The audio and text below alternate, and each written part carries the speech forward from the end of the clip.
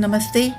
मैं मधुरा हर्डीकर सर्व लोगों के प्रति श्रीमद् भगवद गीता के अध्याय 6 ध्यान योग के 22 से 32 श्लोकों का अर्थ हिंदी में समझाने का प्रयत्न कर रही हूँ।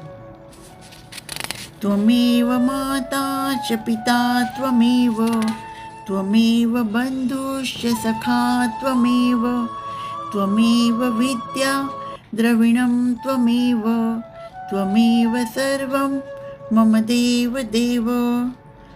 श्री भगवान बोल रहे हैं, यल्लब्ध्वा च परल्लाभं मन्यते नाधिकं ततः यस्मिन् स्थितो न दुःखेन गुरुणापि विचाल्यते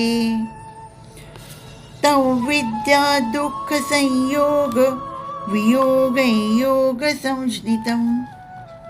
इस प्रकार स्थापित मनुष्य कभी सत्य से विपत नहीं होता और इस सुख की प्राप्ति हो जाने पर इससे बड़ा कोई दूसरा लाभ नहीं मानता। ऐसी स्थिति को पाकर मनुष्य बड़ी से बड़ी कठिनाई में भी विचलित नहीं होता। यह निस्संदेह भौतिक संसर्ग से उत्पन्न होने वाले समस्त दुखों से वास्तविक मुक्ति है। योगाभ्यास से मनुष्य भौतिक धारणाओं से क्रमशः विरक्त होता जाता है। यह योग का प्रमुख लक्षण है, जिससे वो समाधि में स्थित हो जाता है।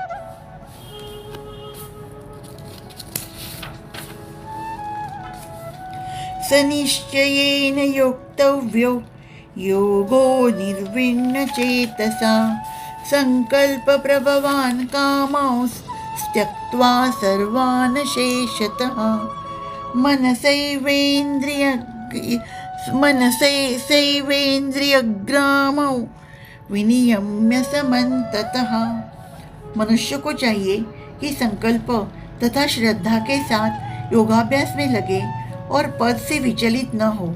उसे चाहिए कि मनोधर्म से उत्पन्न समस्त इच्छाओं का सर्व रूप से त्याग दे और इस प्रकार मन के द्वारा सभी ओर से इंद्रियों को वश में करे। योगाभ्यास करने वाले को दृढ़ संकल्प होना चाहिए और उसे चाहिए कि बिना विचलित हुए धैर्यपूर्वक अभ्यास करे। अंत में उसकी सफलता निश्चित है। शनैश्शनैरुपरमे मेद्बुद्ध्या धृति गृहीतया आत्मसंस्थं मनः कृत्वा न किंचिदपि चिंतयेत्। धीरे धीरे पूर्ण विश्वास पूर्वक बुद्धि के द्वारा समाधि में स्थित होना चाहिए और इस प्रकार मन को आत्मा में ही स्थित करना चाहिए तथा अन्य कुछ भी नहीं सोचना चाहिए। यतो यतो निश्चरति मनश्चंचलमस्थिरम् ततस्ततो नियमेदात्मा न्यमन्येव वशन्नयेत्। मन अपनी चंचलता तथा अस्थिरता के कारण यहाँ वहाँ भी विचरण करता हो मनुष्यों को चाहिए कि उसे वहाँ से खींचे और अपने वश में लाइए।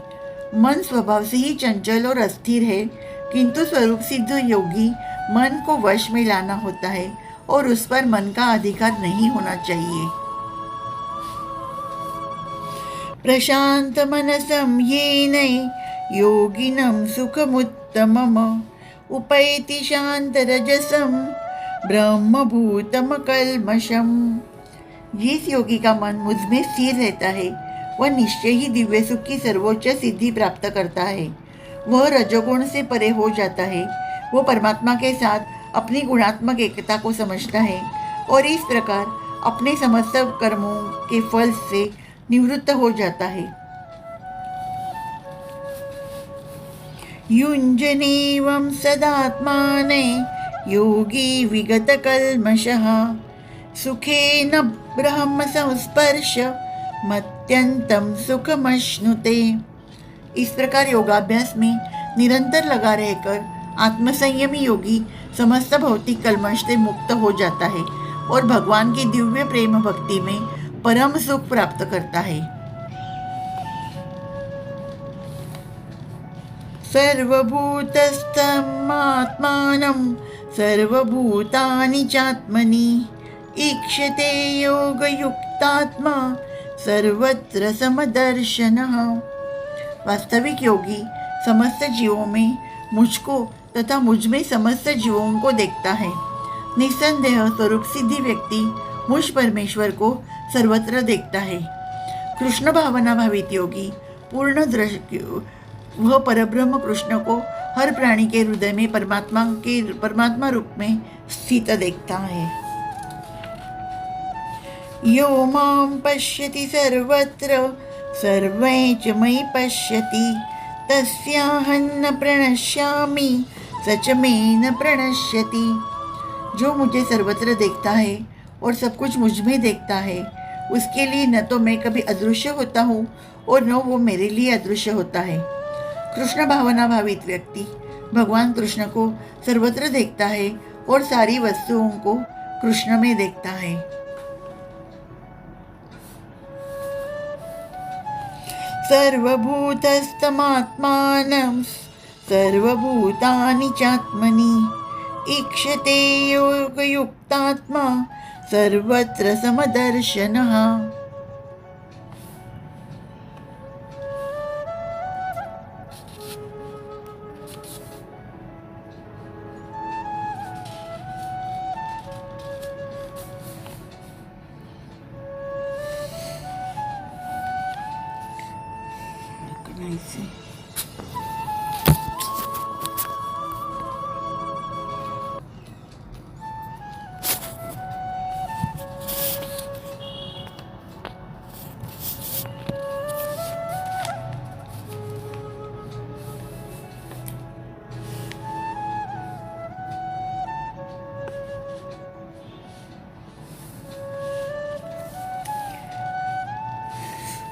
सर्वभूतस्थितं यो मां भजत्येकत्वमास्थितः सर्वथा वर्तमानोऽपि स योगी मयि वर्तते।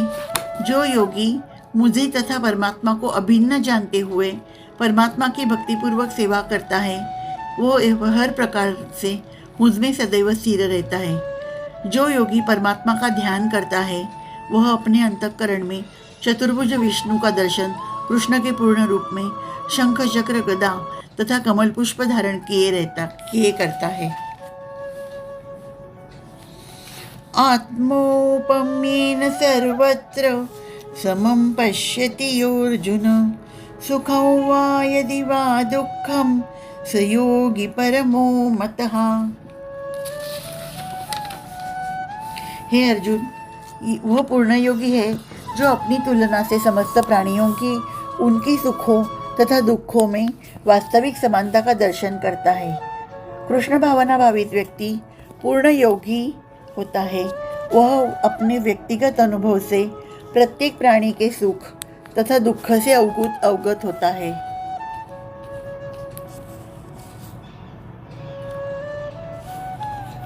धन्यवाद। अगले अध्याय में मिलते हैं।